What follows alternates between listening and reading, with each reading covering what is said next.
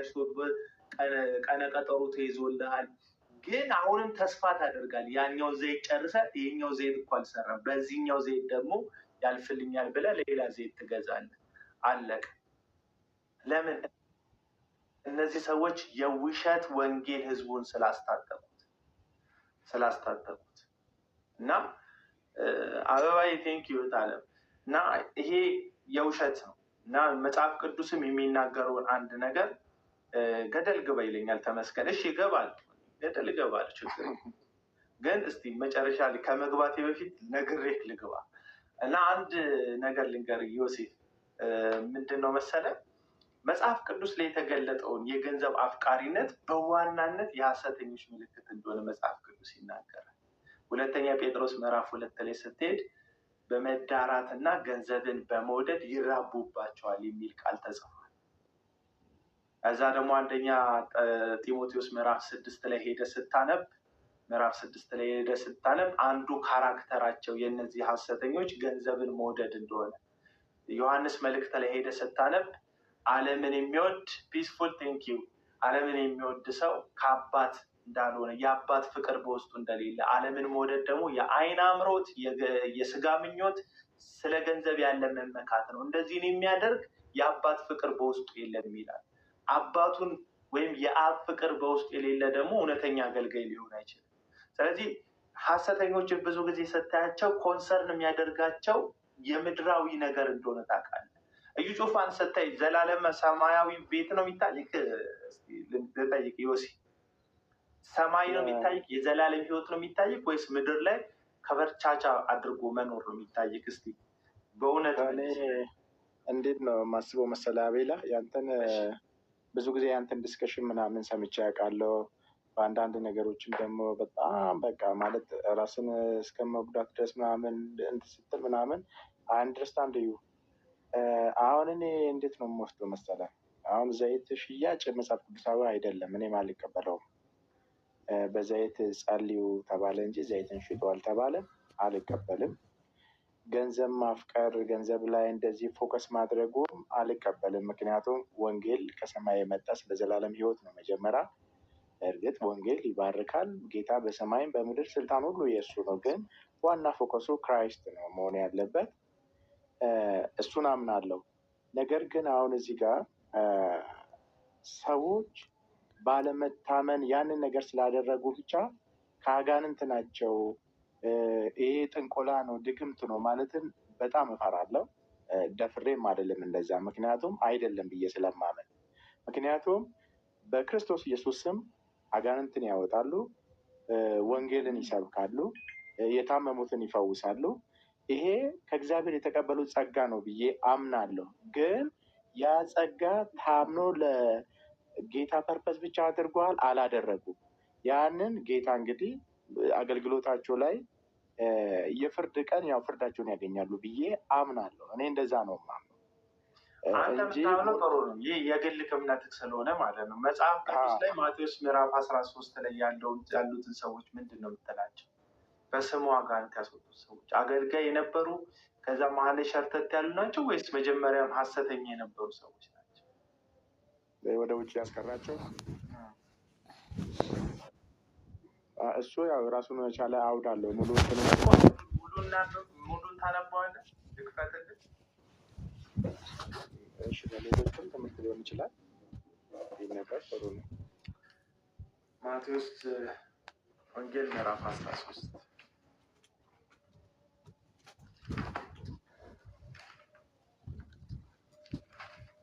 እንትን ሞባይል ዛሬ የለችም አብራኝ።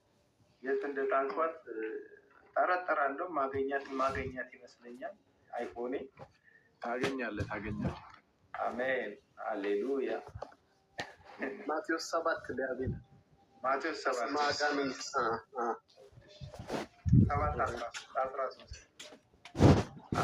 ላይ 13 ያልኩት ጥሩ ነው። እሺ፣ በጠበበው ደጅ ግን ወደ ጥፋት የሚወስደው ሰፊ ነው። ይሄኛው ነው እርግጠኛ ነኝ። ምዕራፍ ቁጥር 21 ላይ ነው የተለከው ምስል 13 ነው። ግዴታ የዘርሽ ሞክር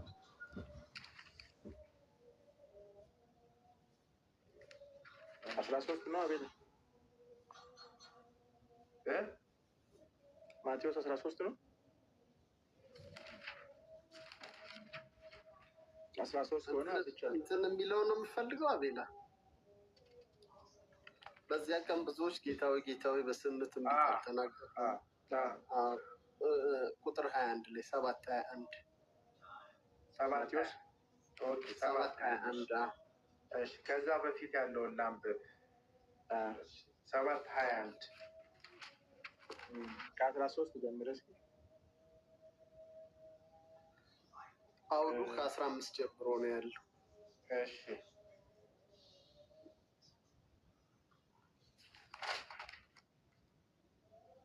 ከ15 ጀምሮ የበግ ለምድ ለብሰው ልክ ነው።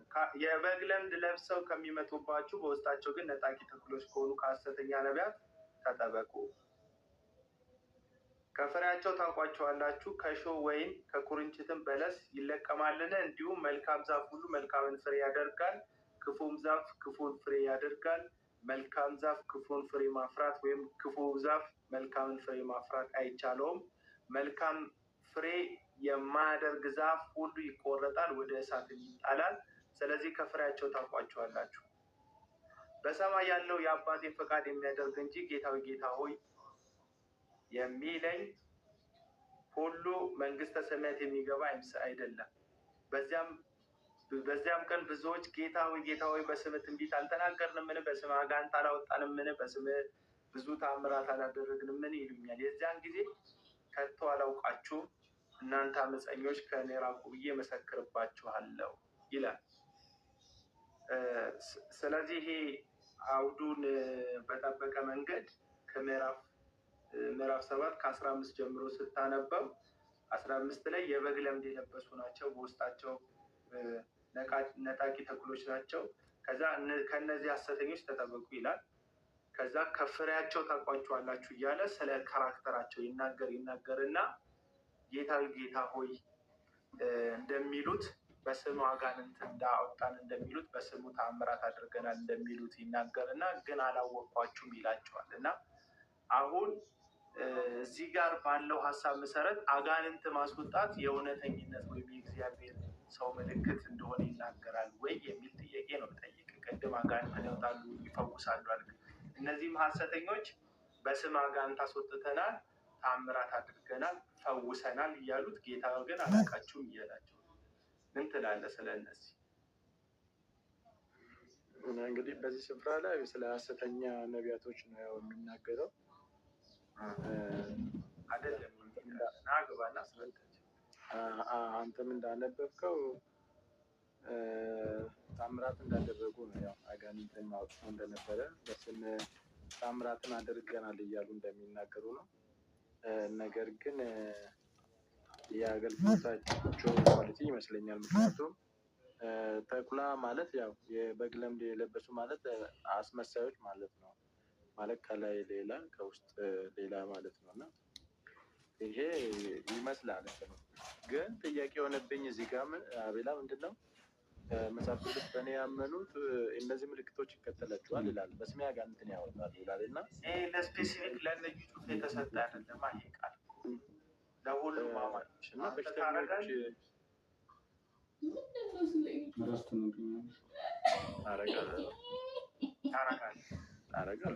ስልጣንን በጌታ ስለምታምን በስሙ አጋንንት ታስወጣለህ። አዎ።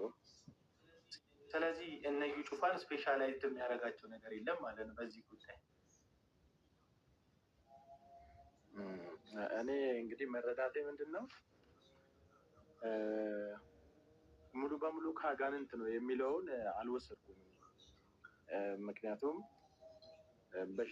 በሽተኛ ይድናል፣ ወንጌል ክርስቶስ ኢየሱስን ይሰብካሉ፣ ግን ገንዘብ ይወዳሉ፣ ገንዘብ ላይ ፎከስ ያደርጋሉ። እሱ ትክክል አይደለም። ኮሶቹን መሸጡት ትክክል አይደለም።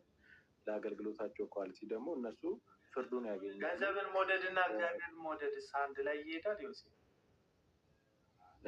አንድ ላይ አይሄድም። ግን ይሄ ምንድን ነው ሰዎች የተለያዩ አይደለም። ሰዎች እኮ ለእግዚአብሔር መታመን አለመታመን የሰዎቹ ማንነት ይወስናል። ገንዘብን የሚወድ ከአባት አይደለም አለን ዮሐንስ በመልእክቱ ሲናገር። ገንዘብን የሚወድ ዓለምን መውደድ ነው። ገንዘብን መውደድ ዓለምን የሚወድ ደግሞ ከእግዚአብሔር አይደለም። ገንዘብን መውደድ የምልህ ልክ እኔ እናንተ እንደሚያስፈልገን የሆነ ገንዘብ እኮ ያስፈልጋል ለሰዎች መሰረታዊ ነገር እንደሚያስፈልገን ገንዘብን ለትክክለኛው ዓላማ መፈለግን ሳይሆን እያለ ያለው ባይብል የእግዚአብሔርን አስበልጠህ ገንዘብን ስትፈልግ ግን ገንዘብን መውደድ ይባላል፣ ወይም ገንዘብን ጌታ ማድረግ ነው የሚባለው። በዛ ደረጃ ገንዘብን እላያቸው ላይ ያነገሱ ሰዎች የአባት ፍቅር የላቸውም። ለምን? ዓለምን ስለሚወዱ ነው እያልኩ ያለው። ስለዚህ እነኚህ ሰዎች አሁን ገንዘብም አሁን ሲባል ያው ወንጌል እንደሚሰሩበት እና የተለያየ ቦታ ላይ ለፕሮግራሞች የሚወጡ ወጪዎች፣ የቴሌቪዥን እንደዚህ እንደሆነ ያው ይናገራሉ። ውስጡን ግን ያው እንደሌላ ቸርች አሁን እኔ ያለሁበት አሁን ሙሉ ወንጌል ነው። እንደ ሙሉ ወንጌል ቤተክርስቲያን አሁን በሽማግሌዎች ምናምን የሚተዳደር አይደለም።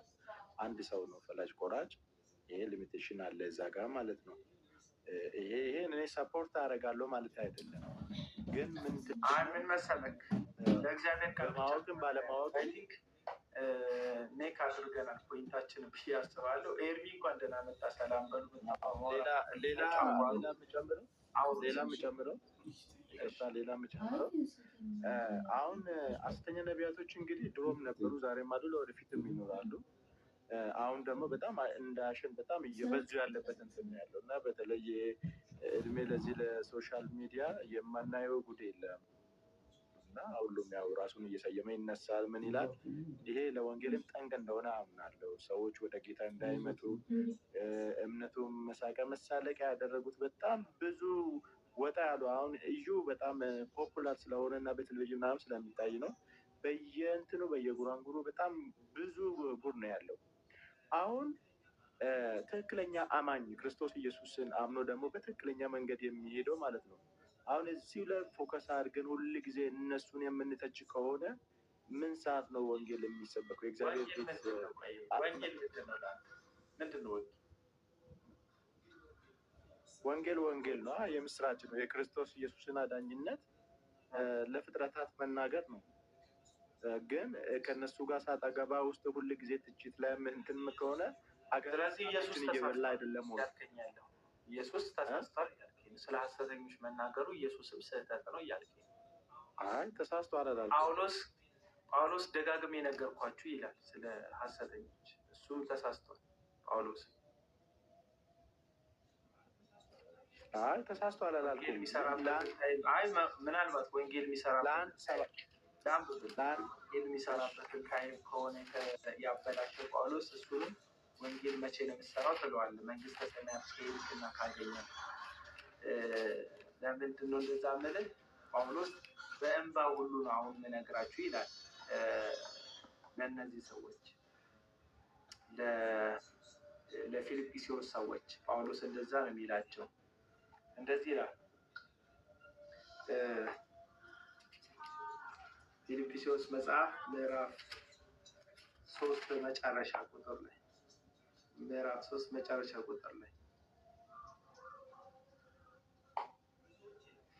ብዙዎች ይላል ምዕራፍ 3 ቁጥር 18 ላይ ብዙዎች ለክርስቶስ መስቀል ጠላቶች ሆነው ይመላለሳሉ። ብዙ ጊዜ ስለ እነርሱ አልኳቸው፣ አሁን እንኳን እያለቀስኩላቸዋለሁ። መጨረሻቸው ጥፋት ነው፣ ሆዳቸው አምላካቸው ነው፣ ክብራቸው በኖራቸው ነው፣ ሀሳባቸው ምድራዊ ነው። ስለዚህ ጳውሎስ ምን ያህል ጊዜ ነው የተናገረው ስለ እነዚህ ስለ ሐሰተኞች? መልሰን ብዙ ጊዜ፣ አሁን እንኳን እያለቀስኩ በእንባ ነግራቸዋለሁ ይላል። ስለዚህ ጳውሎስ ወንጌል የሚሰራበትን ሰዓት ወንጌል እንዳልሆነ እያወቀ ነው የተናገረው ማለት ነው። ኦኬ እንግዲህ ጌታም ለነ ጴጥሮስ በጎቼን አሰማራ፣ ግልገሎቼን ጠብቅ ሲል በቃ ጌታም ወንጌል እንዳይሰራ ያፈልጓል ማለት ነው በአንተ አንደበት። እንደዛ ማለት አይደለም። ስለዚህ እንድታውቅ የምፈልገው ነገር ወንጌል እየተሰራ ነው። እዩ ጩፋን መግለጥ ፓርት ኦፍ ጎስፕል ገባ። እዛ ጋር ለኦርቶዶክስን ቤተ እምነት መጣራት ወንጌል እንደሆነ ሁሉ እዚህ ጋር ደግሞ ይሄ የወንጌል አገልግሎት ነው። ኦንሊ ጂሰስን ዲፌንድ ማድረግ ወንጌል እንደሆነ ሁሉ እነዚህን ሰዎች ሰውን እንዳይበሉ፣ እንዳይዘነጥሉ፣ ማህበሩን እንዳይከፍሉ፣ የእግዚአብሔርን ቤተክርስቲያን መልክ እንዳያጠለሹ ህዝብን ማሳሰብ፣ ማንቃት የወንጌል አንዱ ክፍል ነው። ኦፍኮርስ ትክክል ነው። ስለዚህ አሁን ወንጌል መቼ ነው የሚሰራው ምናምን እንዳትለን፣ እየሰራን አሁን የምንጠቅሳቸው የእግዚአብሔር ቃል ሀሳቦች የወንጌል አንዱ ክፍሎች ናቸው እንጂ ከወንጌል የተለዩ አይደለም። ሰላም ያንቺውን እህት አለም እንዴት ነሽ? እንኳን ተናፍቃሽ። ግን አቤላ ምንድነው አሁን እኛ የወንጌል አማኞች አብያተ ክርስቲያናት ብዙ ጊዜ እንደምታውቀው ማለት ነው የሆነ እንትኖች አሉ ማለት ጎራዎች አሉ። ይበቃል ካንተ አንዱ አንዱን የሚገልጽበት እንትን የሆነ ቴንክ እግዚአብሔር ይባርክ። ብዙ ሰዓት ነው የሰጠው። ኤርሚ ሰላም በሉን፣ ፍቄ ሰላም በሉን እና ከዛ ሰርቫንት ደግሞ እናወራለን ከሱ ጋር። እሺ አቤላዬ እንዴት ናችሁ? ሰላም ብያለሁ ሁላችሁ። ሰላም ለእናንተ። መስጠት የምትፈልጉት ሀሳብ ካለ አንድ ላይ ሰላምታውን አቀርባችሁ መስጠት ትችላላችሁ። መግለጫውን አይተሃል አይደል? የቃለ ሕይወት ቤተክርስቲያን ደግሞ የዩ ጩፋን መልስ ምን ካየ እሱም ላይ የምትሰጠው ሀሳብ ካለ ሂድበት። 1 3 ደቂቃ 4 ደቂቃ ሂድበት እና ከዛ በኋላ እንመለሳለን። ሰርቫንት ደግሞ አለ ቅድም የተጠቀሰው ጥቅስ ትክክል አይደለም ብሏል። እሱም ደግሞ የተሰማውን ሀሳብ በጥቅሱ ላይ ይነግረናል። ከዛ ፍቄ ደግሞ ታወሩታላችሁ ማለት ነው። ኦኬ አይ ቲንክ በተወሰነ መልኩ የዩ ጩፋን ምላሽ ዝም ብዬ በገረፍታው ነው የሰማሁት ያነበብኩት ነገር በችኮላ ግን እንደው አሁን ስታነቡት በአግባቡ እየሰማው ነበረ ማቲ እያነበበው እና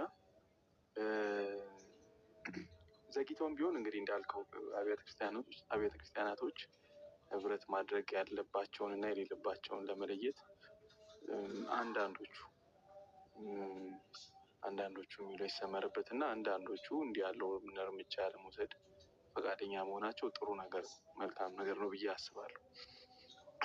ምክንያቱም እስካሁንም አቋም ባለመያዛቸው ምክንያት ብዙ ትውልድ ዋጋ ከፍሏል። ብዙ ጀኔሬሽን ያለ አባት ያለ ጠባቂ እንደሚቅበዘበዝ ህዝብ ሆነናል። የሰው መሳቂያ የተለያዩ ቤተ እምነቶች መቀለጃ ሆነናል። ይህ የሚታይ ፋክት ስለሆነ ማለት ነው እና ዘግይቶም ቢሆን እዛ በሳውዝ አፍሪካ ያለውን ምዕመናቸውን ከመጠበቅ አንጻር ያወጡት ማግለጫ እንደ አሁን በፊት የነበረው እንዳለ ሆኖ ጥፋቱ እንደ ጥፋት የሚያወቀቅሰው እንዳለ ሆኖ ግን ደግሞ አሁንም ቢሆን እንደ አባት ለበጎቹ እንደሚራራ እረኛ ከዚህ በላይ ኖ ሞር ማለት መቻላቸው ትልቅ ነገር ነው ብዬ አስባለሁ። መጽሐፍ ቅዱሳዊ ማካሄድ ግን ደግሞ ስቲል እንግዲህ ለዚህ ነገር የትከሻ መለካካት ምላሾችን በግልጽ በአደባባይ ባካፕ ከሚደረግ የስልጣን ምንድነው መመካት ጋር ይመስለኛል ምላሽ የተሰጡ በዚህኛው ሳይድ ማለት ነው በዩ ጩፋ ሳይድ እና የመጀመሪያው እንትኑን በደንብ ስትሰሙትም ስታነቡትም መግለጫውን ስትሰሙት የመጀመሪያው በጣም የሚገርመው ነገር የሰውየውን ማንነት የሚያሳዩ ጽሁፎች ራሱ የጻፋቸው የሚመስሉ የሰውየውን ማንነት የሚያሳዩ ንግግሮችና ጽሁፎች ናቸው። ገና እንደጀመረ አከርካሪው የተሰበረ አክራሪ ቡድን ምናምን አይነት ብሎ ነው የገለጸው።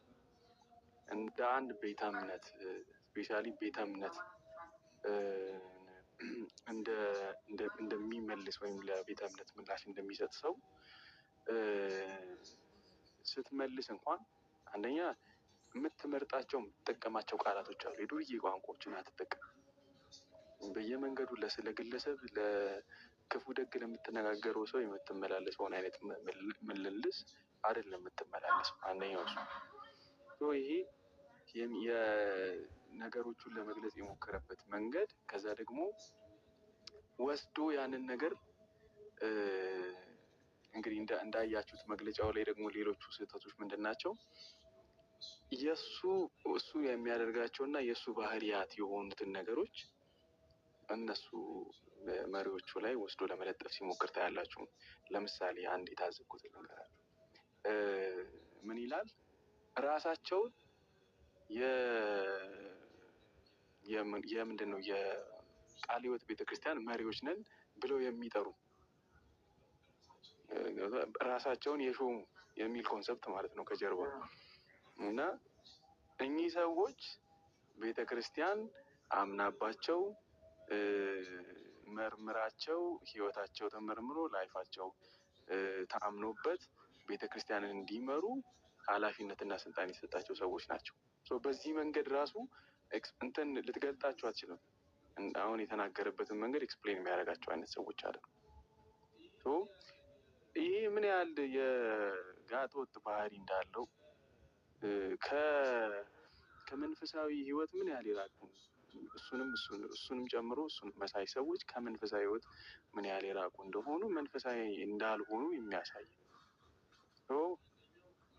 አንደኛው አድሬስ ለማድረግ ሌላው ደግሞ ምንድነው አድርሱልኝ አይነት የሰሚ አድርሱልኝ አይነት መልእክት ነው የተጻፈው። ለእንደነዚህ እንዲህ ላሉት ሰዎች ለነዚህ አክራሪዎች ለነዚህ አከርካሪያቸው ለተመታ እኔን ለማሳደድ የሚፈልጉ ማንንም የማይወክሉ ምናምን አይነት እኚህ ሰዎች ቤተ እምነት የሚወክሉ ናቸው። ቤተ እምነትን መወከል ብቻ ሳይሆን ስልጣን ያላቸው ሰዎች ናቸው። በዛ መልኩ የሚገለጡ ሰዎች አይደሉም። ኃላፊነት ያለባቸው ሰዎች ናቸው። ህዝባቸውን የመጠበቅም ኃላፊነት ስላላባቸው ነው ያንን ያደረጉት። አንደኛው እሱ ነው። ሁለተኛ የታዘብኩት ነገር ምንድነው? በአካፕ የተደረገው እንትን የኢትዮጵያ ፔንቴኮስታል አብያተ ክርስቲያናት ህብረት ምክትል ፕሬዚዳንት እና ደግሞ እንትኑ ምንድነው የካውንስሉ የቦርድ አባል የሚል ታፔላ ለጥፎ እኔ ከእናንተ የማንስበት ምንም አይነት ነገር የለም አይነት የሚመስል መልእክት አውቶራይዝድ ነኝ የሚል መልእክት ለማስተላለፍ ነው የተፈለገው እና ዛሶፈኒ አውቶራይዝድ ነኝ። ስለዚህ ትከሻ ለትከሻ መለካካት የምንችልበት አቅም ኢንፋክት ባለፈውም በዚህ ጉዳይ ስናወራ ሆን ተብሎ የተደረገ እሱን ወደዚህኛው ወደ ፔንቴኮስታል ህብረት ምክትል ፕሬዚዳንት አድርገው ሲሾሙት በዛ ሳይድ ያሉት ሰዎች ሆን ተብሎ በፕላን እንደተደረገ የሚያሳውቅ ግልጽ የነበረ ነገር አካሄድ ነበረ። ምክንያቱም ያኔ ከካውንስሉ ጋር በነበረ ግጭት ምክንያት የመጣ ሹመት ስለነበር ማለት ነው። እሱ ነው አንደኛው እና ትከሻ ለትከሻ እንለካካለን እና ምንም አታመጡም ነው መልእክቱ እሱ ነው። እና እሱን ታዝቤያለሁ በጣም በሚገርም ሁኔታ። ከዛ ይሄንን ባካፕ ካደረገ በኋላ ደግሞ የሚያስቀው ይሄ ምላሹ ላይ ምንም አታመጡም ነው። አጠቃላይ ጀነራል ደብዳቤውን ስንረዳው ምንም አታመጡም እናንተን ገለል አድርጌ እዛ ካለው እንትንም ጋር ቢሆን ግንኙነት መፍጠር እችላለሁ አይነት የድፍረትና የንቀት ምላሽ ነው። ይሄ ኢንፋክት ከካውንስሉ ጋር በተደረገው ነገር ከዚህ በፊት እንግዲህ ከነ ችግሩ ካውንስሉ እዛውን ያዘውና ከነ ችግሩ መለካካት እንደሚችል ነግሯቸዋል። ሌላው ምንድነው የህዝብ እኔ በጣም እኮ አንዳንዱ አገላለጾቹ ያስቃሉ እንደው በደንብ ስትሰማቸው ማለት ምን ይላል? ምንድነው የተከበረ ህዝብ የምመራ ይላል እንትኑ ላይ የተከበረ ህዝብ የሚመራ ሰው ህዝብ የሚመራ ሳይሆን ኢንፋክት በህዝብ የሚበላ ነው መሆን የነበረበት። የተከበረ ህዝብን የሚበላ ሰው ህዝብን የሚመራ ተብሎ ሲገለጽ በጣም ያስቃል። ምክንያቱም በህይወት ዘመኑ ህዝብ መርቶ አያውቅም። he has never been a leader to anybody። አንደኛ መንፈሳዊ ባሩኪ መንፈሳዊ አገልግሎትን ጭራሽ አያውቀው። ንግድ ነው የሚያውቀው። ከዛ ደግሞ የመንፈሳዊ ባህሪ ማንነት የለውም። ስድብ ነው የሚያውቀው። ይህም መግለጫዎቹ በተደጋጋሚ ያሳያሉ። ከዚህም በፊት የነበረው በቃላት ደረጃ የተሰጡ መግለጫዎች ነበሩ፣ ኦራል መግለጫዎች ከዚህ በፊት እንዳያችሁት ነበር። በባህሪ ደረጃ በጣም የወረዱ ንግግሮች የተደረገበት፣ አሁን ደግሞ በተመሳሳይ መንገድ እንዲህ ያለ ቤተክርስቲያን በአጭር ግን ነገሩን ለማሳጠር ቤተክርስቲያን የትኞቹም አብያተ ክርስቲያናት ጤነኛ የሚባሉት አብያተ ክርስቲያናት ከዚህ በኋላ በሚኖራቸው አገልግሎት እኛም የምንደግፈው ፑሽ የምናደርገው እዚህም ሶሻል ሚዲያ ላይ ሚዲያውም ላይ ባለን መሰማት ሁላችንም ባለን መሰማት ፑሽ የምናደርገው ነገር እንዲህ ያሉ አቋሞች መቀጠልና መጽናት አለባቸው። እንዲህ ካሉ ተኩላዎች ምዕመናችን ህዝባችንን የመጠበቅ ኃላፊነትና ግዴታም አለብን። ስለዚህ ኤኒዌይ አሁን ባለው ሪያሊቲ ግን ያንን ተናግሯል። እስቲ ከዚህ በኋላ ደግሞ ውጤቱን የምናየው ይሆናል። ኤክስኪዩት የማድረግ ኃላፊነት አለባቸው በዛ ያሉት ቤተክርስቲያናት። እንዲሁም እዚህም ሰሞኑንም አይ ቲንክ ከትላንት ወዲያም በጭሮ ላይም ተመሳሳይ እንትኖች ወጥተዋል፣ ደብዳቤዎች ወጥተው አይቻለሁ። በየት ሌላው ምንድን ነው መሰለህ እኔ እንደ ጥያቄ ሌላው ይሄው ሰው ካውንስል ውስጥ አንድ ወንበር ቅድም እንዳልከው እንዲሰጠው ወይም የኮሚቴ የቦርድ አባልነት እንዲያገኝ የተደረገው ፐርፐዝሊ ነው። በዚህ ኪሳቸው ውስጥ ማህተብ ይዘው የሚዞሩ ፓስተር አሉ፣ የፔንቴኮስታል መሪ ነን የሚሉ ሰው ቢሮ እንኳን የላቸውም እና ማህተብ ሲያስመቱ በየካፌው ነው፣ በሜክሲኮ ፒያሳ ወይ ለጋር ሰው እየቀጠሩ ማህተብ የሚመቱ ሰው ናቸው። እና በእኚህ ሰውዬ በኩል ምክትል ሊቀመንበርነቱ ወይም ምክትል መሪነቱን ካገኘ በኋላ አንድ ድምፅ ውስጥ እንዲያገኝ ተደርጓል። እና ካውንስሉም ራሱን መጠየቅ ያለበት ይመስለኛል። ይሄ አካሄዱ እየተነሳ እነዚህ ቀደምት ቤተ እምነቶችን እንደፈለገ የሚዘልፍ ለካውንስሉ የማይመለስ ስርዓትና ሕግ አክባሪነትን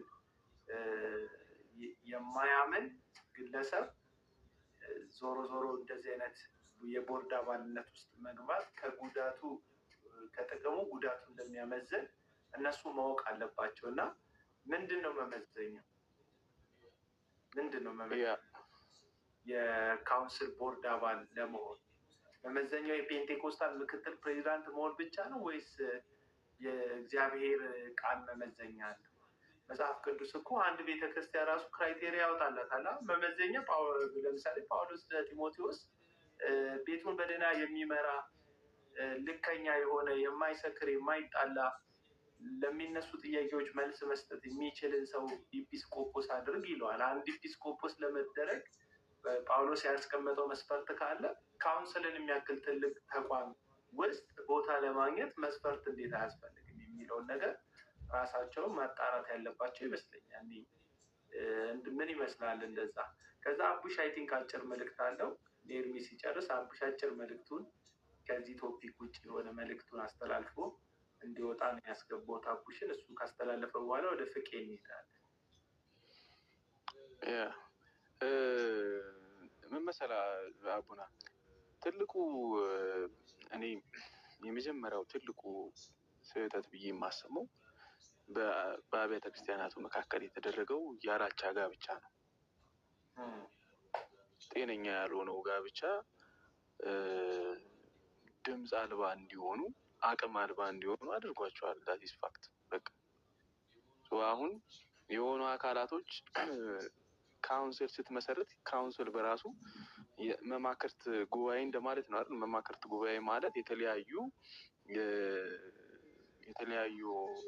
እንደ ኦርጋናይዜሽን ያሉ ወይ ደግሞ የራሳቸው አውቶሪቲ ያላቸው አካላቶች ተሰብስበው የጋራ አቋም የሚይዙበት ማለት ነው።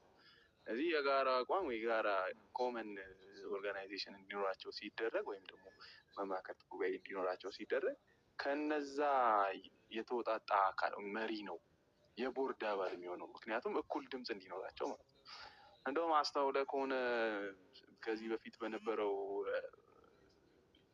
በኢትዮጵያ ወንጌላውያን አብያተ ክርስቲያናት ህብረት ጋር በነበረው ግጭት የድምፅ ጉዳይ ነበረ ችግር የነበረው። ምክንያቱም የኢትዮጵያ ወንጌላውያን አብያተ ክርስቲያናት ህብረት መሪዎች እነ ፓስተር ጻድቁ አብዶ በሰዓቱ ከእንትኑ ጋር ከዚህ ከካውንስሉ መመስረት ጋር በተያያዘ ከተስማሙ በኋላ ከዛ በኋላ እንደዛ ውስጥ እንዳይቀጥሉ የሆነ ጊዜ ግንኙነቶች ተቋርጠው ነበር። ያኔ የጠየቁት ጥያቄ ምን ነበረ? ድምጻችን እንደ ብዛታችን ለእኛ የሚበልጥ መሆን አለበት የሚል መከራከሪያ ስለነበር። ስለዚህ አሁን ዲሲዥኖች ሲደረጉ የሆነ ነገሮች ሲደረጉ ምናምን ድምጽ ያስፈልጋል ማለት ነው። አሁን በስራቸው የተለያዩ ቸርቾችን ያቀፉ እንትኖች አብያተ ክርስቲያናቶች ወይም ደግሞ ህብረቶች በእነዚህ ህብረቶች ስር ያሉ እንትኖችን ነው መርጠው መሪ አድርገው የሚሾሙት የቸርች መሪዎች።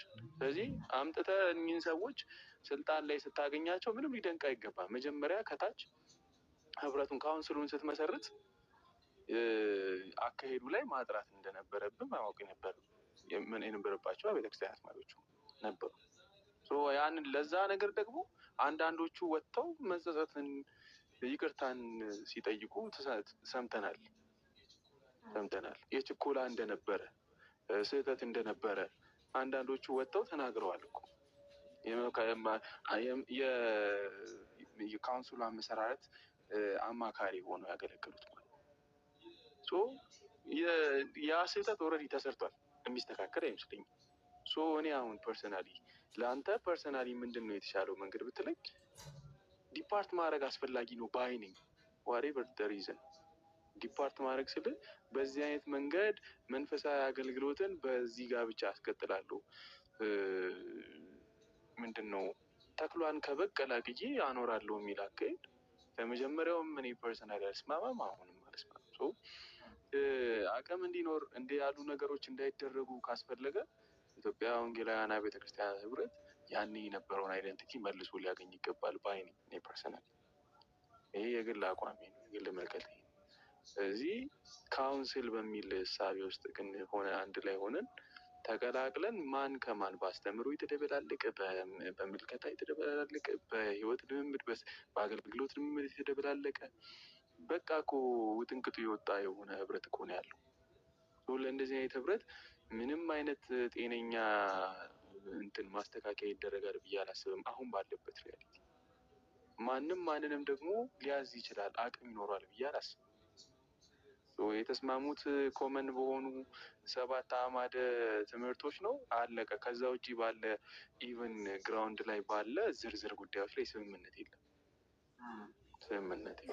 ጊዜውም እንትን ያለ ይመስለኛል። አንዳንድ ጊዜ መርህ ነው ይመስለኛል። የፕሮቴስታንት ቤተ እምነት መሪዎች መርሃቸው ዝምታ፣ በቃ ዝም ብለን መስራት የሚል የዝምታ መርህ ነው ያላቸው። መናገርን፣ ፊት ለፊት ወጥቶ መጋፈጥን ያለመፈለግ ነገር ስላለ አሁን እነዚህ ሰዎች ሳይቃጠል በቅጠል እንዲሉ አባቶች ሲተርቱ በጊዜ ነገራቸውን ማጥፋት ሲችል ኦዲየንሶቻቸውን ምዕመኖቻቸውን በጊዜ መያዝ ሲችሉ እነዚህ እንትኖች ስር ከሰደዱ በኋላ በህዝቡ ዘንድ የውሸትን ፍቅር በልባቸው ውስጥ ካነገሱ በኋላ አሁን ወጥተው መግለጫ ሲሰጡ ኦልሬዲ ህዝቡ ተሸርሽሮ ከዚህ ሀሰተኛ ሰው ጋር ነው ያለ። ያ አሁን ይሄ ሰው ደግሞ እውነቱን የሚለቀው ምን ያህል ሰው ላይክ አድርጎልኛል፣ ምን ያህል ሰው ተከትሎኛል፣ ምን ያህል ሰው አዳራሽ ውስጥ ተገኝቶልኛል በሚል ነው እንጂ ራሱን በእግዚአብሔር ቃል መመዘኝ የሚመዘን ሰው አይደለም። ህዝብ እስኪከተላቸው ነው። ገባ? ሰው ዝም አለ። መጀመሪያ ቃለ ሕይወት ናት ፓወርፉል። መጀመሪያ መሰረተ ክርስቶስ፣ ሕይወት ብርሃን፣ ሌሎቹም ናቸው ፓወርፉል የነበሩት። ህዝቡ የሚሰማው መሪውን ነበረ። እዛ እነዚህ ሰዎች በትንሹ የጮሁ የውሸት ትርክታቸውን በህዝብ ዘንድ እያሰፈኑ እየፈጠሩ ሲመጡ መጀመሪያ ላይ ወጥቶ እነዚህ ሰዎች ልክ አይደሉም፣ ምዕመን ወደ እነዚህ ሰው ቤት ወደ እነዚህ ሰው አገልግሎት መሄድ የለም ማለት ሲገባቸው ብዙውን ዘመን በዝምታ አሳለፉ። እነዚህ አብያተ ክርስቲያናት ግለሰቦች ናቸው ወጥተው ሲጠመዱ፣ አንዳንዶች ስንታገት፣ አንዳንዶች ስንደበደብ፣ አንዳንዶች ኢኮኖሚካሊ ጫና ሲደርስብን እንዳንሰራ ስራችንን ሲያደናቅፉ፣ ሰው እንዳናገኝ የቢዝነስ መስመራችንን ሲቆራረጡ፣ ሰዎች እኛን እንዳይቀበሉ የሚዲያ የማጠልሸት ስራ ሲሰሩ እነዚህ ሰዎች አባቶች የሚባሉ ሰዎች ከጥቂቶች በቀር ሁሉንም አይደለም የአብያተ ክርስቲያናት መሪዎች አብዛኞቹ ጸጥ ነው ያሉት። ብዙዎቹ የታገሉ ብዙ ሰዎች እንዳሉ አውቃለሁ፣ ግን በአመዛኙ ዝም የሚለው ህዝብ ነበር የበዛው።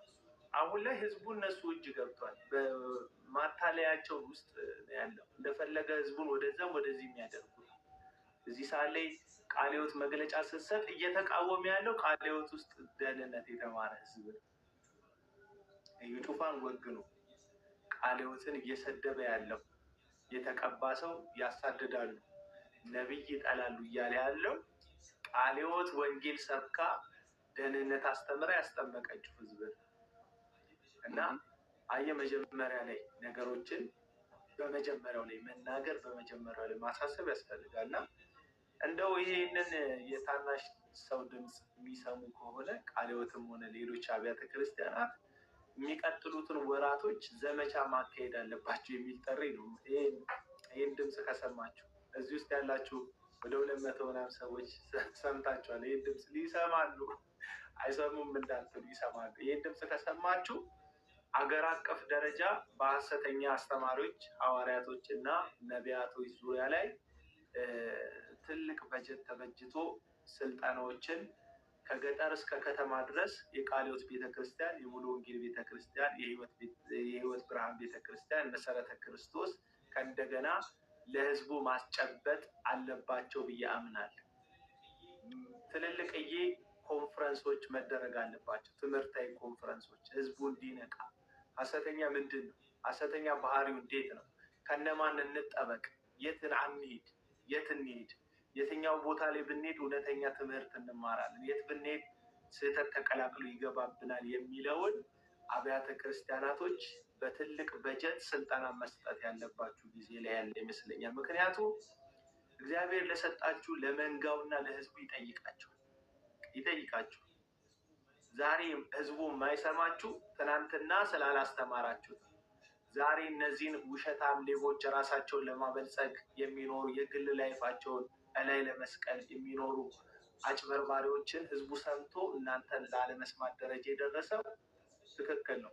ተስፍሽ ፌስቡክ ላይ እኮ አነበብኩት። በጣም ትክክለኛ ጥያቄ ነው።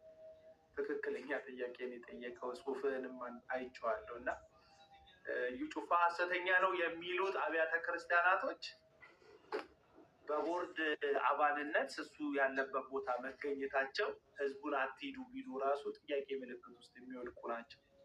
ልክ ነው ጥያቄው። እና እስቲ እሉ አቡሽ አይ ቲንክ የእስልምና እምነት ተከታይ ነኝ ብሎኛል። ከዚህ ጉዳይ ጋር የተያዘ ሀሳብ አይደለም የሚሰጠኝ፣ አጭር ሌላ ሀሳብ አለ የሚሰጠን። ጠቃሚ ነገሮችን ሲያካፍል የምሰማው ልጅ ነው። በጣም ቆንጆ ኮንቴንት ያለ ሀሳቡ ያመነበትን ነገር የሚናገር መልካም ወንድም ነው። እዚህ ቲክቶክ ላይ ስክሮል ሳርግ ከማገኛቸው ሰዎች ለዛ ነው ደፍሬ ያስገባሁት። መልእክትን መናገር ትችላለህ ወንድም አለ። አመሰግናለሁ አቤላ። በቅድሚያ ለሁላችሁም ለሁሉም እምነት ተከታዮች በየትኛውም እምነት ላሉ ለወንጌል አማኞችም ለሙስሊምም ለክርስቲያንም እኩል ክብር አለኝ። አንድ የሚገባኝ ነገር ቢኖር ከሺህ ዓመታት በፊት የተዘጋ ፋይል ነው የእምነት ፋይል። እኛ አንብበን መርምረን ሁላችንም ያዋጣንን መንገድ ስለመያዝ ብቻ ምንጨምረውም ምንቀንሰውም የለም። እኔ ግን ምናልባት አቤል በምክንያት ነው አንተ ቤት መጥቼ መግባት የፈለኩት። ለምን ብትል ወደ ራስህ ጎን ሳይድ አድርገህ የምትሰራውን ስራ አይቼ ስለማላውቅ። ሙስሊም ነኝ እኔ። እርግጥ ከኦርቶዶክስ እና ከሙስሊም ቤተሰብ ብገኝም የሚገባኝ አንድ ነገር በሁለቱም ቤተ እምነቶች አንዱን ጋር አንዱን አጣጥል ያንተን እንዲከበርልህ የአንደኛውን አጣጥል የሚል ስለማላውቅ አንተም ጋር የማየው እንደዚህ ፍትሐዊነት በተለይ ምናልባት ታስታውሳለህ ከጂሚ ጆንስ ጋር አያይዤ አንተ የታሰርክ ጊዜ የሆነ የሰራሁት ቪዲዮ ነበር በደንብ ቫይራል የወጣ ታስታውሳለህ። ስለሚያገባኝ ምን ልላችሁ ፈልጌ ነው፣ አንደኛው የሆነ አካል ደምሰራ እሺ አሁን ይሰማል። አንድ አካል ከውጭም ይሁን ከሀገር ውስጥ አይታወቅም፣ ብቻችን ሀገር ለመበጥበጥ የፈለገ አካል አለ። ያ አካል ደግሞ መጀመሪያ ሊመጣ የፈለገው በፖለቲካዊ ይሁን በምን አይዶን ነው የሞከረው ሙከራ ምን ይሁን አላውቅም።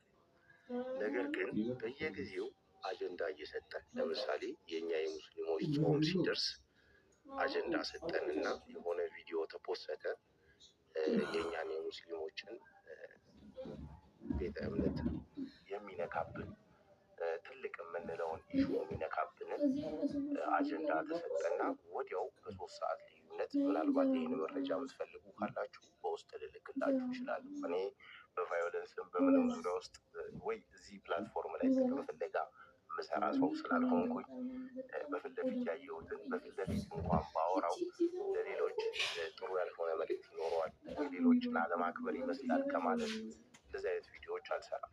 ያንን አካል ግን ለሁለተኛ ጊዜ ያዝኩት።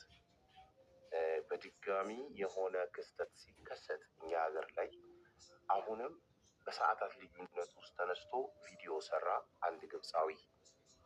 ይህንን በስነ ስርዓት ከነሰዓቱ ልዩነት ከነምኑ የምትፈልጉ ሰዎች ካላችሁ ልክላችኋለሁ።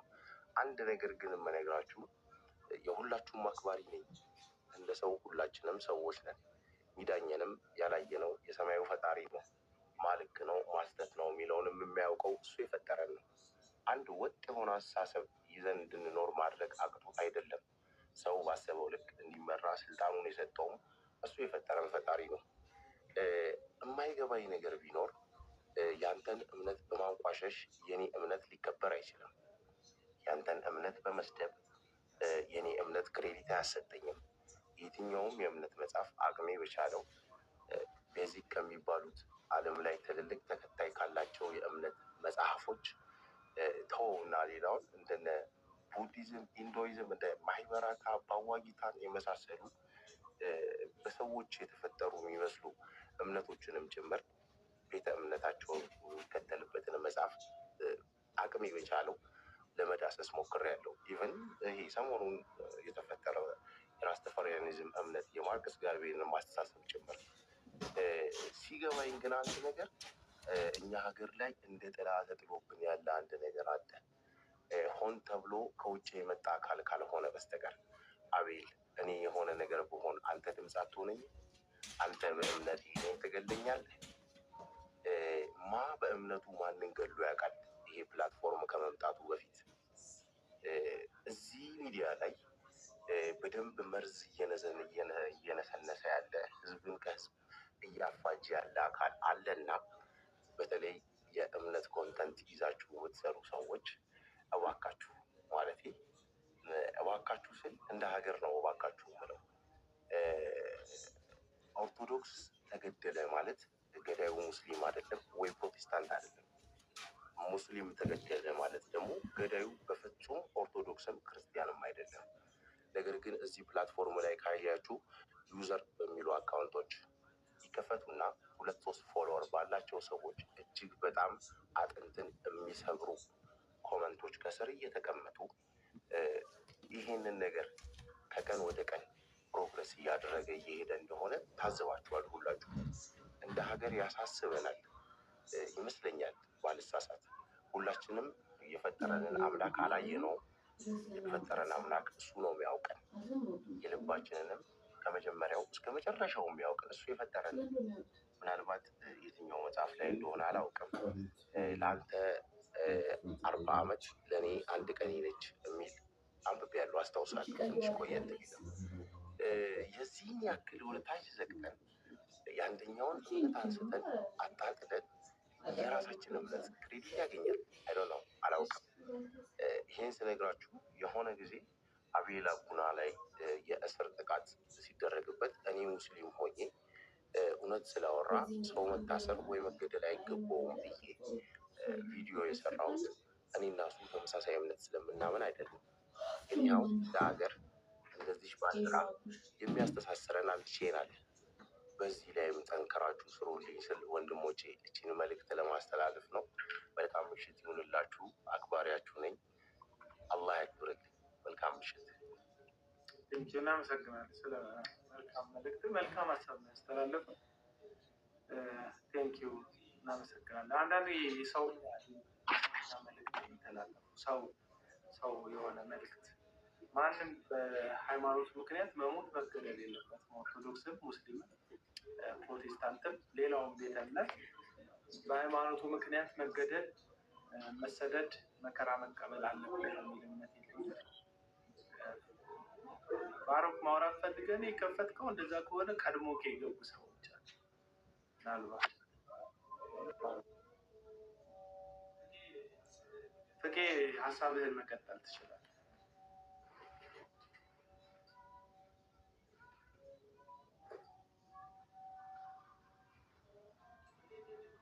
ፍቄ እንዴት ነህ? ማውራት ትችላለህ? ማይክህን አልከፈትክም።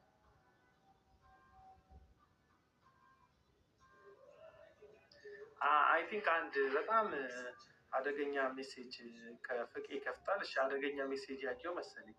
አንድ እርድ ለመፈጸም ቢላን ሳል ማድረግ አለብህ፣ በደንብ መሞረድ አለብህ የሚል አንድ ኡስታዝ ሙስሊም ኡስታዝ የሚናገረው እና ሙሉን መልእክት አይ ቲንክ ቪዲዮውንም የሰሩት ልጆች አውቀው የሰሩት አይመስለኝም።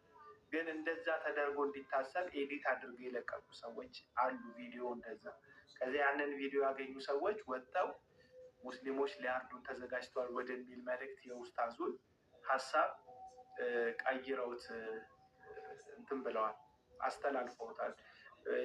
ኡስታዙ አይ ቲንክ የሚያወሩት ስለ በግ ወይም ስለ ፍየል፣ ስለ እንስሳ እርድ ነው የሚያወሩት። የራሳቸው ትምህርት ነው፣ የቁርአን ትምህርት። እዛ እያወሩ ያሉትን ትምህርት የሆነ ፖይንት ወጥቶበት ከዛ ልክ ሌላ ክርስቲያንን ስለማረድ እንዳወሩ ተደርጎ ሰውየው ተላልፏል መልእክቱ ማለት ነው። እና አንዳንድ ጊዜ ትክክል ያልሆነ መልእክቶችን፣ ሀሳቦችን ማስተላለፍም ልክ አይደለም። ያሉት ከሆነ ምንም ችግር የለውም። አውጥቶ ማስጣት፣ አውጥቶ መግለጥ። ሙስሊም አርዳለው የሚል አንድ ሙስሊም ከመጣ ወገንህን ማስጠንቀቅ ምንም ኃጢአት የለውም። ያላሉትን ማለት ደግሞ ነውርም አመፅም ኃጢአትም ነው ብዬ ነው ማስበው።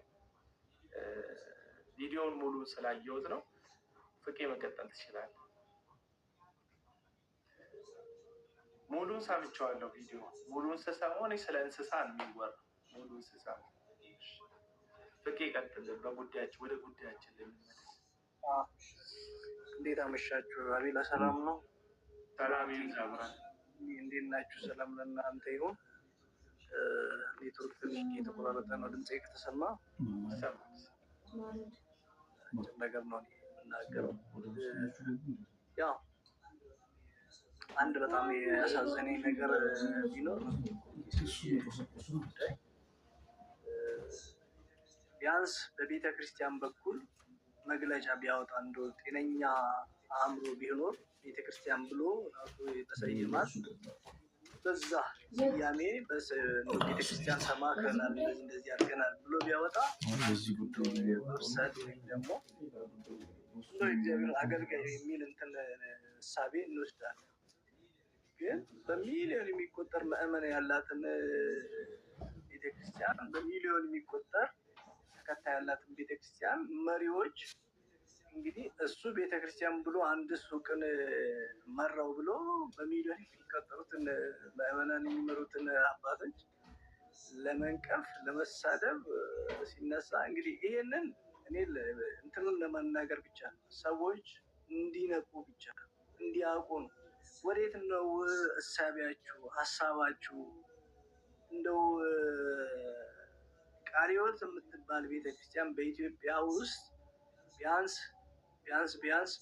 ወደ 100 ዓመት የሚጠጋ አገልግሎት የሰጠች አንድ ይሄ የመንፈሳዊ አገልግሎትን ብቻ ሳይሆን ስጋዊ አገልግሎትም የምታገለግል ብዙ ሰዎችን በተለያየ ነገር የምትረዳ በትምህርትም ይሆን ይሄ በዲዛስተር በሚከሰትበት ጊዜ የምትረዳ ቤተክርስቲያን ናት እና ይሄንን የሚመሩ አባቶች ናቸው እንግዲህ በአንድ ባለሱቅ ሰውዬ የሚነቀፈው ማለት ነው።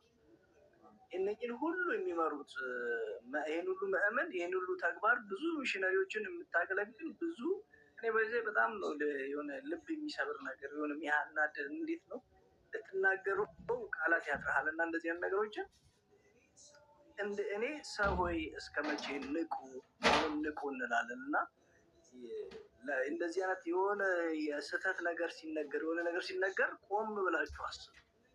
ምክንያቱም እነኚህን የቤተክርስቲያንን የሚመሩ ሰዎች በመንፈስ ቅዱስ የተመረጡ ሰዎች ናቸው ብዬ ነው የማምነው። ምክንያቱም አንድ ቤተክርስቲያን አይደለም በሺህ የሚቆጠር አጥቢያዎችን የሚመሩ አባቶች ናቸው። ስለዚህ መንጋዎቻቸውንና ህዝባቸውን የመጠበቅ ግዴታ አለባቸው።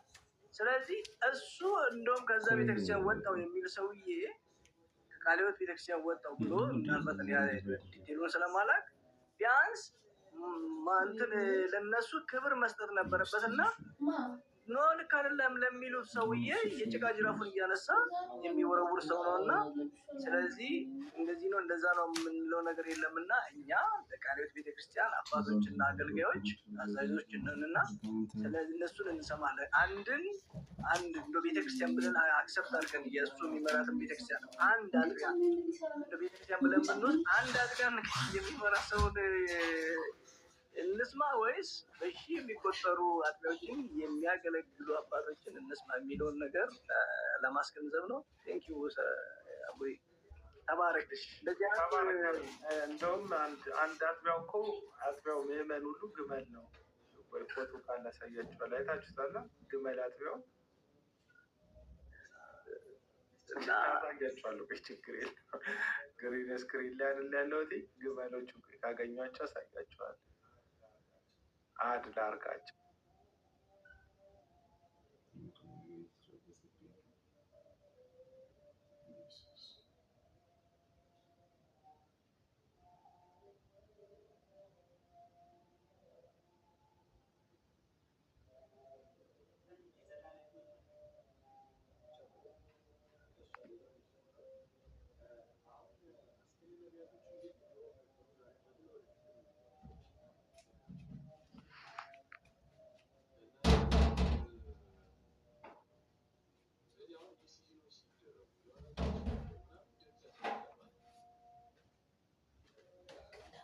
ኤርሚ ወይም ማቲስ ከዛ አንድ ሰው ማውራት ይችላል። ሀሳብ እናንተ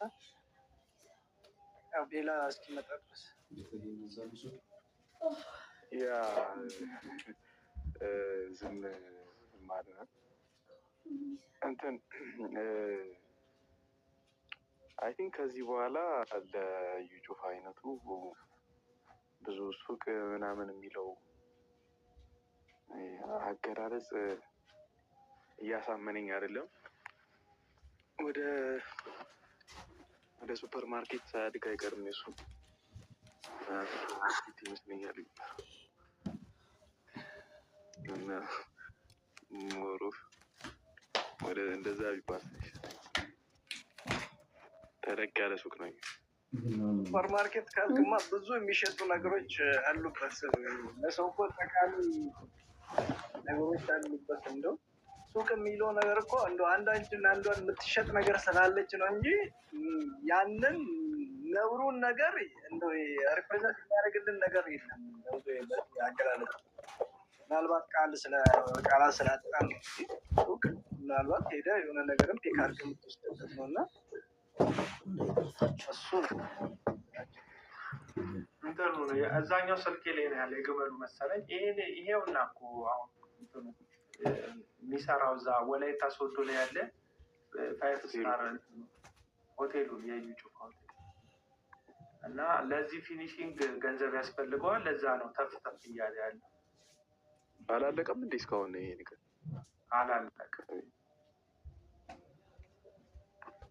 አላለቀም። ለዚህ ፊኒሽንግ የበላ ካልጨርሰው አስቸጋሪ ያስፈልገዋል ፊኒሽንግ ስራ። ስለዚህ ይሄ የምትመለከቱት የወላይታ ሶዶ የዩጩፋ ሆቴል 5 ስታር ሆቴል አይ ቲንክ 5 ስታር ሆቴል ላዩ አካባቢ ላይ ባርና ሬስቶራንት ፐርሲ ምናምን ያለበት ባርና ሬስቶራንት ነው። 5 ስታር ሆቴል ለመባል እንግዲህ ማሟላት ካለበት አንዱ መጠጥ ቤትን ጨምር እና ነብያችሁ ዘይት ከማጠጣት አልፎ መጠጥ ቤት ያሟላ የአልጋ ክፍል ያለው ባርና ሬስቶራንት ያለው 5 ስታር ሆቴል እየገነባ ነው እና እንትን ሲሄድ ለወንጌል ምናምን የሚመስላችሁ ሰዎች አላችሁ። ታሳዝኑኛላችሁ፣ ታሳሱኛላችሁ። ለደቡብ አፍሪካ ላሉ ቅዱሳን ሸክም ተሰምቶት የነሱ መጥፋት አሳስቦት የነፍሳቸው ከእግዚአብሔር ቃል መራቅ የፈጠረባትን ክሳት ወደ ልምላሜና ወደ ቦታው ወደ አቋሟ ለመመለስ ፈርቶ በቃ ተጨንቆ ነው የሚመስላችሁ። እና ጭራሽ ሀሳቡም የለውም። እዩ ጩፋ አይመለከተው። ነፍስክ ከሳች ወፈረች፣ አገኘክ አጣ። እዩ ጩፋ ተፈወስክ አልተፈወስክ አይመለከተው። ዘይቱን ይሸጥላል። ዘይቱን ይዘህ ከሄድክ በኋላ ምናልባት አክሲደንታል የሆነ ነገር ሆነልኝ ብለህ ከመጣክ ደግሞ ሌላ ገንዘብ ለመስራት በአንተ ፎቶ በአንተ ቪዲዮ ካሜራ ይጠምድና ተደረገልኝ ሆነልኝ ስትል ይቀርጽሃል። ሌላ ታሪክ አይደለም፣ የቅርብ ጊዜ ታሪክ ነው። እነዛ ታቱ ያለባቸው ልጆች እዩ ጩፋ ጋር ሄደው ድራማ ተሰርቶባቸው ቤት ተሰጣቸው ምናምን ተብሎ ድራማ ተሰርቶባቸው 2-3 ተከታታይ ፊልም የሚወጣው ድራማ ተሰርቶባቸው ሳምንት ባልሞላ ጊዜ ውስጥ ከዛ ቤት አባሯቸው። አንዱ ወንድሙ መንገድ ላይ ተገሎ እንደሞተ ተናግረዋል። ሶፎንያስ ዲቫይን ሾው ላይ ቀርበው ነው እነዚህ እናትየው ወንድሙ ወጥተው የተናገሩት። አስመሰከራቸው፣ አዋረ እንዲያወሩ አደረጋቸው። ከዛ መንገድ ላይ አውጥቶ ጣላቸው፣ ሞቱ፣ ተገደለ በስለት አንዱ። እና እንደዚህ ነው። እኔ መቼ እንደምትነቋ አላውቅም። እነዚህ ሰዎች ነፍሳትን የማዳን አይደለም። እዩ ጩፋ ሰው እንትን አነሳ ትላላችሁ። አንድ ቤት ጠቅላይ ሚኒስትሩ ባለፈው እዚህ ወደ አዋሪ አካባቢ አንድ መኖሪያ ሰፈር እያፈረሱ ምናምን አሳይተው በአጭር ጊዜ ተገንብቶ ለነዋሪው ቤት ተሰጥቷል። እንደዚህ አይነት ቤቶች ተሰርተው ተሰጥተዋል። እና ልክ በዛ ሙድ እሱም በማግስቱ ኮፒ የሚያደርገው ጠቅላይ ሚኒስተሩ ነው አይነት ካያችሁት። ለዚህ ነው የበሻሻው አብይና የሾላውን ነቢይ ማንም አይችላቸው የሚለው ሰው ማለት ኮፒ የሚያደርገው ራሱን ከአብይ ጋር አይነት ነው። እና እሱም ሄዶ የሆነ ደቡብ ውስጥ አንድ ቤት አፈረሰና ሴትዮዋ ሲመጡ ምናምን ነገር ቤቱን ሰርቶ ሲሰጣቸው አሳየ። በዛ አንድ ቤት ውስጥ ምን ያህል ገንዘብ እንደተሰራ ዩ ዶንት ሃቭ ኤኒ አይዲያ። ህዝቤ ማለት ነው። ምንም ሀሳቡ የላችሁ። ነገርየው ማስታወቂያ ነው። ነገርየውን እየሰራው ነው። ስንት ትዳር ፈረሰ፣ ስንት ህይወት ተበጠበጠ፣ ስንት ሰው ገንዘብ አጣ፣ ስንት ሰው ባዶ እጁን ቀረ። ብዙ ቤቱ ይቁጠረው በዚህ ሰው አገልግሎት ምክንያት ማለት ነው። እና ይህም ቤት ለመገንባት እዩ ጩፋ እንቅፋት የሆነችበት አንድ ተቋም አለች፣ ቃሊዮት ትባላለች። ቃሊዮት መንገዱ ላይ መታለች። ቃሊዮትን ዶዘር ነው እሱ ያገኘውን የሚጠርግ። ይህም ቤት ከመስራት ማንም አይመልሰኝም ነው። ማንም አይመልስ። ይህም ቤት ከመጨረስ ማንም አይመልሰኝም። ቢዝነሴን፣ አቋሜን፣ ገንዘቤን ከፍ ከማድረግ ማንም አይመልሰኝም ነው። ስለዚህ በዚህም በዛም ተፍ ብለው በሆነ ጥቅማ ጥቅም የታሰሩ ሰዎችን አነካክቶ እነ ሚራክል ተካ ነበረ ምክትል ፕሬዚዳንት የፔንቴኮስታል፣ እርስ በርሳቸው ተካሰዋል። እነ ሚራክል ተካ እነ እዩ ጩፋን ከሰዋቸዋል። እንዴት ሳትነግሩን ጠቅላላ ጉባኤ ሳትጠሩን እንዴት እኛ በሌለንበት መፈንቀለ ፕሬዚዳንት ተደርጎ እንዴት እዩ ጩፋ ይሾማል ብለው መግለጫ አውጥተዋል። ፔንቴኮስታል የሚባለው ህብረት ለሁለት ተከፍሏል። እና የተከፈሉት እኛም ካውንስል ውስጥ አንድ ድምፅ ይሰጠን ብለው መጥተዋል።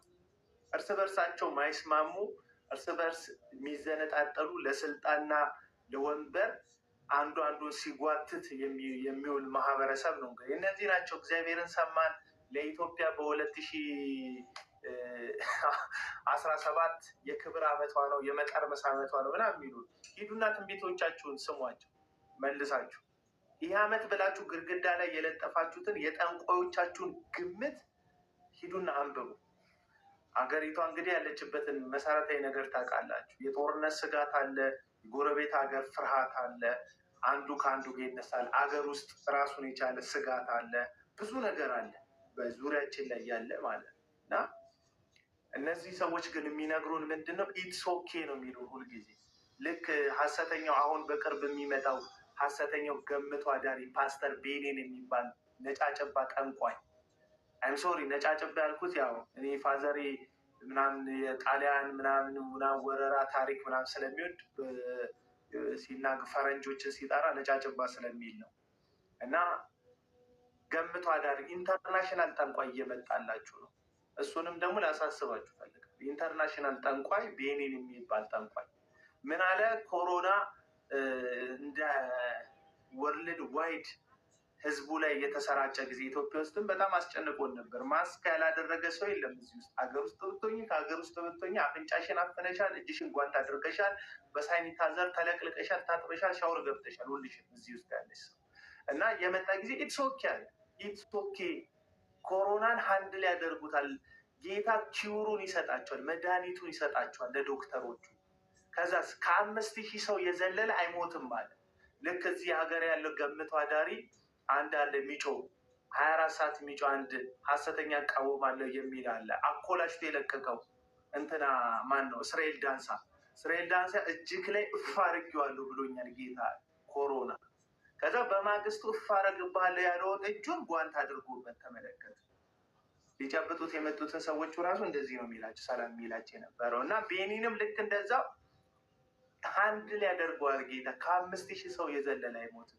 ጉግል ሂዱና ሰርች አድርጉ ምን ያህል ሰው ዓለም ላይ እንደሞተ በኮሮና ምክንያት። 7 ሚሊዮን የሚያክል የዓለማችን ህዝብ በኮሮና ምክንያት ሞተ።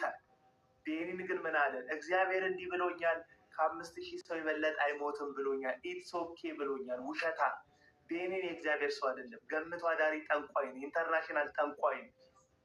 የሐሰት ትምህርት ብቻ አይደለም ያለው። አሁን እያንዳንዱ ኢትዮጵያ ውስጥ ያለ ገምቶ አዳሪ ጠንቋይ እንደ ዩጩፋ ያለ ከኋላ እንደዚህ አይነት 5 ስታር ሆቴል አድርጎ ከፊት የጽድቅ አገልጋይ መስሎ ገንዘብ የሚበዘብዛቸው ሐሰተኛ ጠንቋዮችን ገንዘብ አዘራረፍ ያስተማራቸው ቤኒን የሚባለው ጠንቋይ ነው። በጣም ነው የሚደንቀው የዚህ ሰውዬን ስራ ብትመለከቱት። 120 መጽሐፍ ቅዱሳዊ ናት ይላል ይሄ ሰውዬ። 120 መንፈሳዊ ናት። 120 ቁጥር መንፈሳዊ ናት። ጌታም 120 አድርጎ ላካቸው። ኖኅም 120 ዓመት መርከቡን ለመስራት ፈጀበት። 120 ዓመት እድሜያቸው ወሰነው። መጽሐፍ ቅዱስ ፐርፐዝሊ ነው 120 ዓመት የሚወስነው ምናምን ይልና ምን ይላቸዋል መሰላቸው? $1200 ስጡኝ። 120 እና $1200 ምን ያገናኛል? ቤኒ እዚህ ጋር ልንገር ማነው ይሄ የደብረ ዘይቱ? እሺ እሱ ልክ የቤኒን ደረሰ ነው ስሙ። የቤኒን ኮፒ አድርጎ 44 እስራኤል 40 ዓመት ምናምን ሆነ 40 ምናምን ከዛ 400 ነው እሱ ደግሞ የሚጠይቀው 400 ነብይ 400 ነው እሱ እኮ 400 ምናምን ብዛችሁ ነው ኮፒ እኮ ነው። ወደ ማለት እስራኤል 40 ዓመት ምድረ በዳ ላይ ተጓዘ ብለ 400 ብር ሊጠይቃል። አንዷ ዜሮ ምርቃላት የእንትናቸው ጥልቀት እኮ ነው።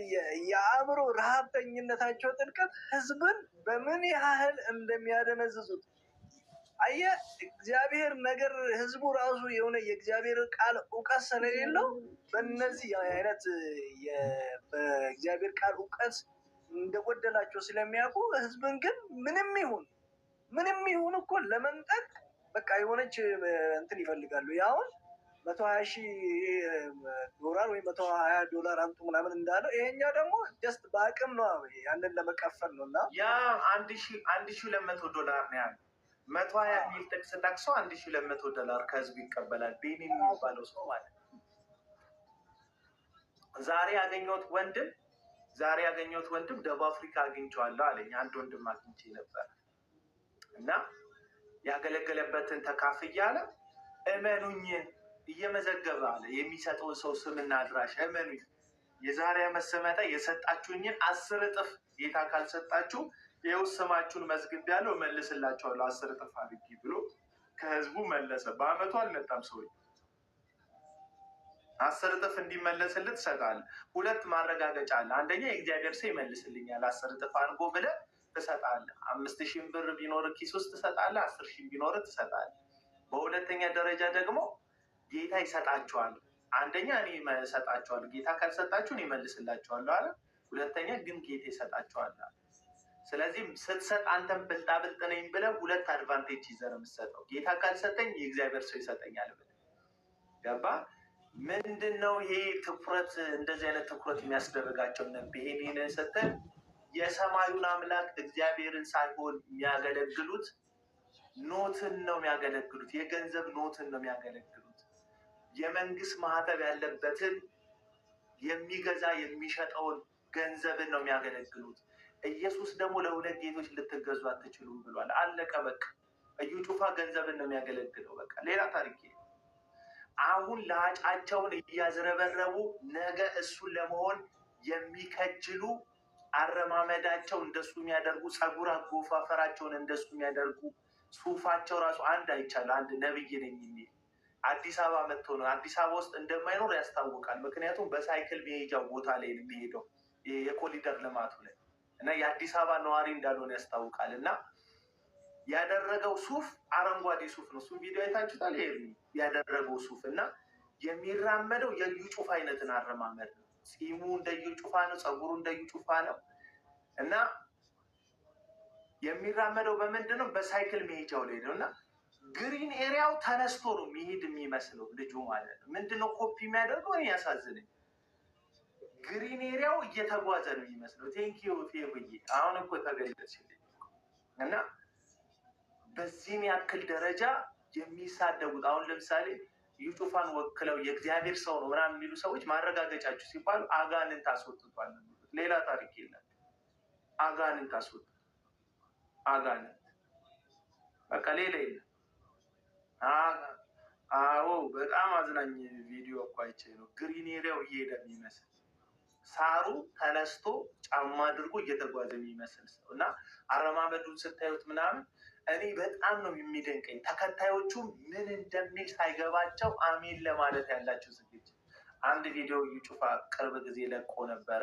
ምንድነው ዩጩፋ ቆሟል እና አደገኛ ንፋስ ይደርስበታል እና ልብሱ ንፋሱ ድምፅ ይሰማል። እንዲህ ሴት ሰፊ ልብስ የለበሰው እና ኮመንት ላይ ገብቼ ሳያቸው የእግዚአብሔር ሰው መልእክት ገብቶናል፣ በወጀብና በንፋሱ ጸንቶ ስለመቆም እየነገርከን ነው አይደለም?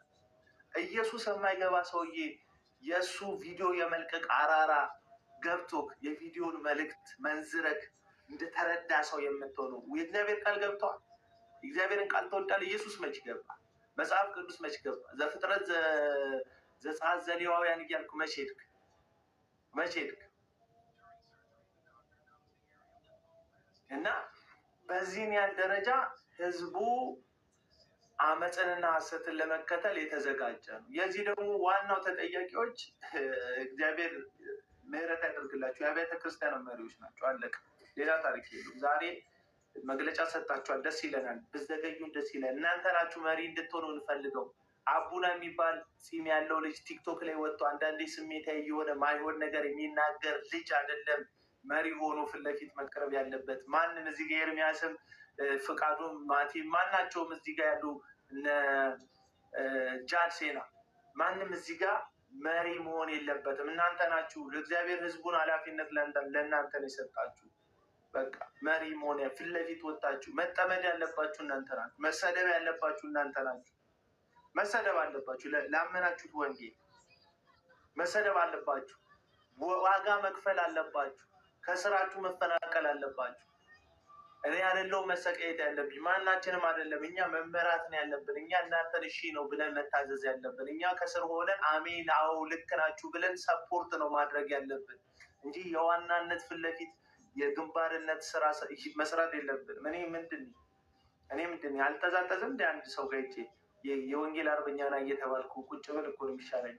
አዋጭ እኮ ነው እሱ። ምክንያቱም መሬት ላይ ለምሰራው ስራ እንቅፋት እየሆነብኝ ነው። ይህንን ነገር ማገልገል እየጠበቁ እኮ ነው ያሉት። ታውቃላችሁ፣ ካሁን ያ ዘማሪ የዘመረው መዝሙር ይወድቃል እያሉ ይጠባበቃሉ። ደብዳቤ ይጽፋሉ እዚህም እዛም እያሉ ፍርድ ቤት እንትን ወረዳ ይገባሉ ምናምን። እኔ ግን አምሮብኛ ምናምን ብሎ እንደዘመረው ልጅ ማለት ነው። በቃ አሁን የሚጠብቁት ምንድን ነው? ልክ ባለፈው በጋሻው እንደተናገረው ንግግር እያንዳንዱ ኔጌቲቭ የሆነው ውጤት እነሱ እግዚአብሔር ከእነሱ ጋር ስለሆነ በጠላቶቻቸው ላይ እንዳመጣ አድርገው የሚያስተምሩት በየቸርቹ። ድንገት ህይወት ሸርተት ቤት እጅ ያለው ነገር ቢጠፋ ብከስር፣ ሰሞኑን ብከስር እና ቸግሮኝ ብታይ የከሌ አምላክ ነው እንደዚህ ያደረገው ለማለት የተዘጋጀ ምዕመን ሰባኪን ያለው ታውቃላችኋል። ለምን? እነዚህ ሰዎች ከዚህ መጽሐፍ ቅዱስ የወጣ እምነት አይደለም ያላቸው። እነዚህ ሰዎች እምነታቸው ሌላ ነው፣ ሌላ ነው። አንድ ወንጌል አማኝ የሰው ኪሳራ አያስደስተውም። እነዚህ ሰዎች ግን ስትከስሩ ደስ ይላቸዋል፣ ርችት ይተኩሳሉ። አለቅ። ሌላ ታሪክ፣ ሌላ ታሪክ። ለእኔ ምለምነው ጌታ ጌታ ሆይ እባክህ እባክህ ምለው አንዱ ነገር ጠላቶች እልል እንዳይሉ። ጠላት ስል እኔ የሰው ጠላት ኖሮኝ አይደለም፣ ግን ዲቪሊሽ የሆነ አመለካከት ይዘው ራሳቸው የእኔ ጠላት አድርገው ለሚቆጥሩ ሰዎች ወድቄ እነሱን ወድቀው ለማየት አልፈልግም። ወድቄ እንዳልታያቸው። እኔ መታመም አልፈራም፣ አልጋ ላይ መተኛት አልፈራም። ምኞቴ ግን ሆኖ አያውቅም። በጣም ግን በቃ ጌታ ሆይ አሳልፈህ አትስጠኝ፣ ምን ጉልኮስ ሰክቼ እንዳያዩኝ እነዚህ ሰዎች ነው ብለው። ለምን? ምክንያቱም እያንዳንዱን ነገር እግዚአብሔር ከነሱ ጋር ሆኖ እናንተን እየተዋጋ እንደሆነ ለማሳየት ነው የሚፈልጉት እያንዳንዱን እንቅስቃሴ እና በፍጹም እግዚአብሔር እነዚህ ሰዎች ፊት አታድርገው ነው አታድርገው። ጌታ ችግረኝ ይችላል፣ እነዚህ ሰዎች ፊት ችግር አይውጣ ነው። ለሀዘን ይችላል፣ እነዚህ ሰዎች ፊት ሀዘን አይውጣ ነው። ለምን? የእኔ አምላክ ምንም ሰው ሆነናል። ሀዘን፣ ደስታ፣ ማግኘት፣ ማጣት በህይወታችን ይፈራረቃል። ይሄ ምንም እንዳት መክሰር፣ ኪሳራ በህይወት በማንም ሰው ህይወት ይከሰታል። አቡና ላይ ቢደርስ ወይም እዚህ ላይ ያሉ ወንድሞቼ ላይ ቢደርስ አያደርግባቸው ቢደርስ ምንም የተለየ ታሪክ የለም። ማንም ላይ እንደደረሰ ነው የሚደርስ። ጌታ ሆይ እጃቸው ላይ እንዳትጥለኝ ግን እላለሁ። ለምን? እግዚአብሔር ከነሱ ጋር ተባብሮ እንዳደረገኝ ለህዝቡ ማስተማሪያ ሊያደርጉኝ ስለሚፈልግ። እግዚአብሔር እኮ አይደለም ያደረገው። አንዳንድ በትጋት አለመስራቴ ሊሆን ይችላል። በትክክለኛ ኢንቨስትመንት ላይ አለመገኘት ሊሆን ይችላል። ትክክለኛ ነገር አለመስራት፣ ገንዘብ አጠቃቀም ችግር ሊሆን ይችላል። በሆነ ጉዳይ ላይ ብቻ የሆነ ነገር ሆኜ ቢያገኙኝ ጌታ አደረገው ነው የሚሉት። እመኑ እመኑ። አሁን ራሱ እኮ ምግብ ቀይሬ ምግብ መብላት አቁሜ ያመጣሁትን ክሳት ይኸው ጌታ ራቀ ደረክ እኮ ብለው እኮ ጥንቆላቸው እንደዚህ ነው። እና እግዚአብሔር ከነዚህ ሰዎች እንትን ይጠብቃችሁ። ስለዚህ አቺቭመንት ይሄ ነው። ውሃ እየጠጠበ ማለት ዋና የሆነ እንደውም እዚች ቀ የሆነች ሀሳብ ልናገር። አንተ ዋጠና እንደዚህ ክፉ ቤት የሚሄዱ ወይም ደግሞ ጥንቆላ ቤት የሚሄዱ ሰዎች አውቃለሁ እና እንትን ማሳቀል አንተ ውሃ ይዘና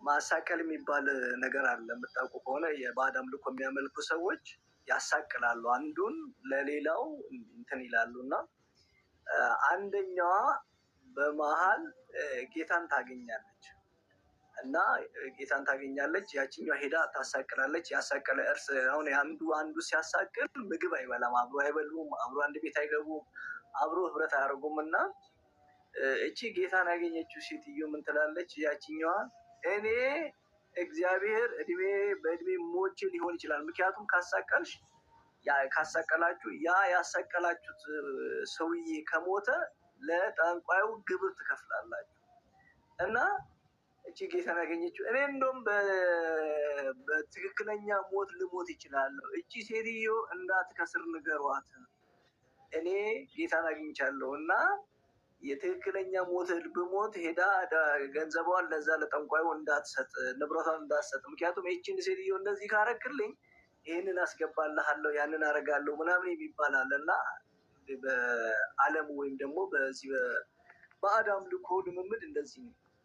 እኔ አንዳንድ ጊዜ ሳስብ አሁን በዚህ በዘመነኛ ወይም ደግሞ ከእግዚአብሔር የተፋቱ ነገር ግን እግዚአብሔርን እያመለኩ የሚመስሏቸው ሰዎች ሰንበዲ የነሱን ልምምድ ልክ አይደለም ብሎ ከነገራቸው ያ ልክ አይደለም ያለውን ሰውዬ በእግዚአብሔር ቃል ከመሞገት ይልቅ የዛን ሰውዬ ልክ አይደለህም ብሎ የእግዚአብሔርን ቃል ጠቅሶ ይሄ ልምምድ በመጽሐፍ ቅዱስ ልክ አይደለም ብሎ የሞገታቸውን ሰውዬ እንዲሞት የሆነ እንዲከስር የመኪና አደጋ እንዲደርስ የሆነ ነገር እንዲደርስበት ይፈልጋሉ እና በቃ የእሱም ሞት ልክ ቅድም እንዳልኩት ያ ማሳቀል የሚለው ባዕድ አምልኮ እንደሚያመልኩ ሰዎች እንደዛ አይነት ልምምድን ነው እያደረጉ ያሉት እና አንድ ዝም ብዬ ሳስበው ያንን የባዕድ አምልኮን ልምምድ ታሪኩንና እሳቤውን ስለማውቀው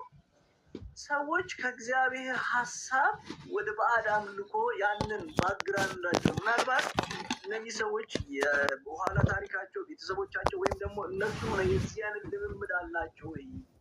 ምክንያቱም እንደው ይሄ አሁን ለምሳሌ እዚህ ጋር ትክክለኛ ያልሆነውን ልምምድ የሚያደርጉትን ሰዎች